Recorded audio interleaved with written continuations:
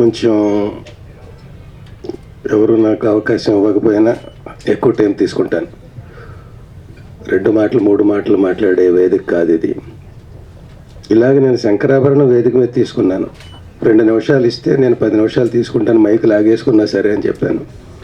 అలాగా 10 నిమిషాలు కాకపోయినా మాట్లాడాలనిపించే సభ ఇది.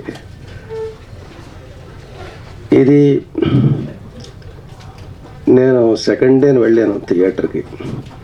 వెళ్ళినప్పుడు అందరూ మనకు వీళ్ళే ఉంటారు అనుకున్నాను, కానీ సగం మంది జనరల్ పబ్లిక్, సగం మంది వీళ్ళు అందరూ రావడం ఎంతో ఆనందంగా అనిపించింది. పైగా మల్టీప్లెక్స్ థియేటర్స్లో అందరూ ఆల్ గ్రూప్స్ ఆఫ్ కేటగిరీస్ అందరూ రావడం అనేది చాలా ఆనందంగా ఉంది. అందరి మధ్య కలిసి చూస్తున్నట్టుగా ఉంది. దీని అంతటికీ కారణం ఏంటి? ఒక ధైర్యం, ఒక ఆలోచన, ఒక ఆవేశం. అది ఆ దర్శకుడి నిర్మాత యొక్క సునీల్ కుమార్ రెడ్డి గారు ఈ సినిమాని తీసిన సంఘటన. ఆ సినిమా తీయకపోతే ఈవేళ ఈ సభ ఉండదు, ఎన్ని కెమెరాలు పట్టుకో ఈ మ్యాటర్స్ని. చాలా ఆనందంగా ఉంది. అంటే కొన్ని సినిమాలు ఇవి ఆర్థికంగా ఎంత లాభాన్ని తెచ్చి పడతాయి, ఎన్ని రోజులు ఆడతాయి, అవన్నీ పక్కన పెడితే అన్ని సినిమాలు వాటి కోసమే కాదు, డబ్బుల కోసమే తీసే సినిమాలు కూడా వేరేగా ఉంటాయి. ఈ డబ్బుల కోసం అసలు మొదలు పెట్టడం ఎవరు మొదలు పెట్టరు ఇలాంటి సినిమా. శంకరాభరణం అంత గొప్పగా కష్టపడి తీస్తే 3వ వారం నుంచి, నేను మొదటి రోజు వెళ్ళాను, 3వ వారంలోనూ వెళ్ళాను, 2 చూశాను నేను. తర్వాత ఎంత దూరం వెళ్ళిందో తెలుసు మనందరికీ. మరి ఇది శంకరాభరణం అవ్వచ్చు, అర్ధనారీశ్వరాభరణం అవ్వచ్చు, ఏదైనా అవ్వచ్చు. ఇది కూడా చరిత్ర అవ్వచ్చు. చరిత్ర మాత్రం తప్పనిసరిగా అవుతుంది. ఎలా అవుతుందంటే, దీని సెన్సార్ తెలుగులో అవ్వలేదు. ఎందుకు అవ్వలేదంటే, ఇలాంటి సినిమాలకి సెన్సార్ ఇవ్వాలో, ఏది అబ్జెక్ట్ చేయాలి, ఏది యాక్సెప్ట్ చేయాలి మాకు రూల్స్ లేవండి. ఇలాంటి సినిమా ఇంకొకటి లేదు, ఉంటే దాని గైడెన్స్ ప్రకారం వెళ్ళేవాళ్ళం. ఇలాంటి సినిమాలకి కొన్ని విషయాలు సెన్సార్ ఇవ్వచ్చా, కట్ ఇవ్వకూడదా, ఏమి లెక్కలు లేవు మాకు, అందుకని సెంటర్కి పంపిస్తున్నాం అని చెప్పారండి. అదే మొదటి విజయం ఈ సినిమాకి. అంటే తెలుగులోనే కాదు, మన దేశంలోనే అనుకుంటా ఇలాంటి ఫుల్ ఫ్లెడ్జ్డ్ సినిమా వేళ్ల మీద వచ్చినది ఇదే అనుకుంటా. ఇది చరిత్ర, ఫస్ట్ చరిత్ర. తర్వాత 100 సినిమాలు రానివ్వండి, 10 రానివ్వండి, ఎన్నైనా రానివ్వండి, నాంది ఇది ముఖ్యంగా వీళ్ళందరికీ, ఎల్జిబిటి కేటగిరీస్ అందరికీ కూడా ఇది ఒక గొప్ప సువర్ణావకాశం, ఒక మార్పు సమాజంలో. నా జీవితంలో నేను 500 సినిమాలు చేసిన 2 సినిమాలు ప్రాముఖ్యంగా ఉంటాయి. 2 కోర్టుకు సంబంధించి కంపేర్ చేయడానికి చెప్తున్నాను. అంటే మళ్ళీ ఇదే డైరెక్టర్తో చేసిన సొంతూరు అవి కాదా అంటే అవి అన్ని పక్కన పెడదాం.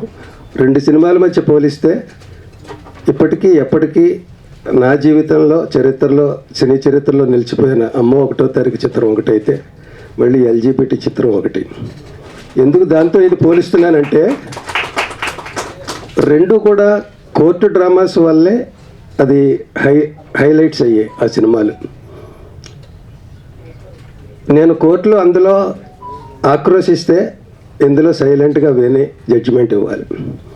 సో రెండిటికి కంపారిజన్ ఉంది, తేడా ఉంది, పోలిక ఉంది, అన్నీ ఉన్నాయి. అందుకని ఈ 2 నేను బాగా కనెక్టివిటీ. ఇప్పుడు ట్రాన్స్జెండర్స్ అంటే మనకు తెలిసిన 2-3 విభాగాలే, కానీ ఎన్ని విభాగాలు ఉన్నాయో చూస్తే మనకి ఆశ్చర్యం వేస్తుంది. అలాగే అమ్మ 1వ తారీఖులో ప్రతి మిడిల్ క్లాస్లోనూ కొన్ని ప్రాబ్లమ్స్ ఉంటాయి, కొన్ని కామన్ ఉంటాయి, కొన్ని డిఫరెంట్గా ఉంటాయి.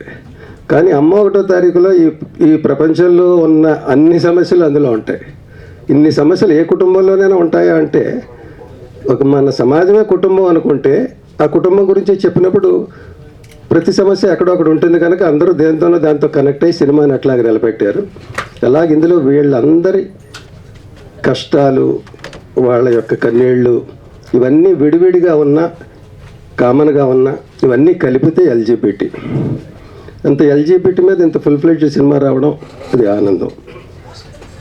అయితే దీనికి అన్ని రకాలుగా సునీల్ గారు చెప్పినట్టుగా ఎన్జిఓస్, అసోసియేషన్స్,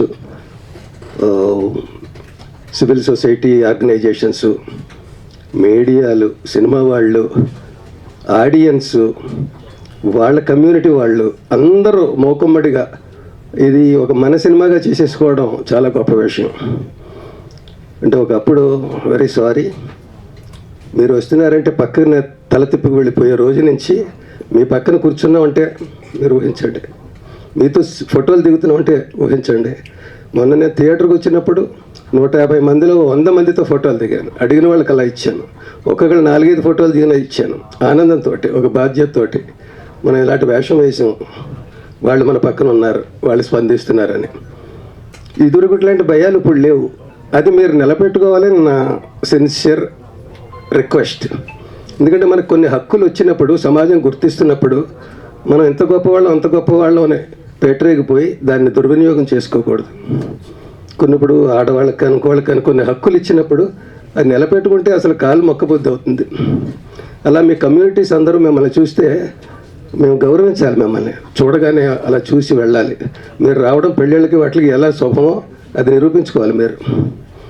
మీరు కూడా మీ జీవన విధానం మార్చుకోవాలి. అందరూ కూడా కొందరికి చేయి చాచే పరిస్థితులు రావచ్చు తప్ప చేయి చాచక్కలేదు. మీ టాలెంట్స్ బయట పెట్టుకోండి. సమాజంలో ఎన్ని ప్లాట్ఫామ్స్ ఉన్నాయి, ఎన్ని అవకాశాలు ఉన్నాయి, అవన్నీ నిరూపించుకుంటూ రోజు రోజుకి మీ గౌరవాలను పెంచుకోండి. ఈ ప్రభుత్వం, ప్రజలు, సినిమాలు ఇవన్నీ మీకు ఇస్తున్న అవకాశాలను మీరు సద్వినియోగపరుచుకుని మీరేమిటో నిరూపించుకోవడానికి మీరు కూడా మీ వద్ద కృషి చేయండి. అంతే తప్ప ఆకతాయిగా ఉండద్దు. సో ఎంత గొప్ప అవకాశం ఇది, ఇంతమంది ఇలాగ మీ గురించి మాట్లాడుకోవడం. దానికి నా ఆద్యుడు ఈయన కదా, ఈయన ఈ సినిమా తీయకపోతే అదే చెప్తున్నాను. ఒక్కసారి దయచేసి నిలబడరు అందరూ. ఇలాంటి సినిమాలు, థ్యాంక్ యూ సురేష్ గారు, ఇలాంటి సినిమాలు ఎన్నైనా రానివ్వండి, ఇది ఆది, అది గర్వం. Thank you, all the best sir. అంటే ఎంతసేపు అయినా మాట్లాడచ్చు, కానీ నేను చెప్పదలుచుకున్న ముఖ్య విషయం ఇదే. వీళ్ళు మనతో కలిసిపోయి ఎవరి జీవన విధానం వాళ్ళదే జరుగుతున్నప్పుడు మిమ్మల్ని సెపరేట్గా ఎందుకు చూడాలి? మాకు హక్కులు ఉన్నాయి కదా అని వాటి మీద పోరాడకండి. ఇప్పుడు నేను కొన్ని రీల్స్ అవి వచ్చాయి, ఎవరందరూ తీసేస్తున్నారు. వీళ్ళందరూ తీస్తున్నప్పుడు ఏమవుతుందంటే, ఇదివరకు రకరకాలుగా ఉండే వాళ్ళ మీద, ఇప్పుడు బైక్ మీద వెళ్ళే వాళ్ళు ఆగి, అరే ఫలానా వాళ్ళ బ్లెస్సింగ్స్ తీసుకుంటే బాగుంటుంది అన్ని రీల్స్ చేస్తున్నారు. అది కూడా చాలా ఆనందంగా అనిపించింది నాకు. అన్నీ అలాగ తీసే సోషల్ మీడియాలో కూడా అలాంటి మార్పులు వస్తున్నాయి. So very happy. ఇది ఇంకా విస్తృతమై మొక్క చెట్టు వృక్షమై సమాజం అంతా ఎదగాలి ఈ ఆనందం అని భావిస్తూ థ్యాంక్ యూ వెరీ మచ్.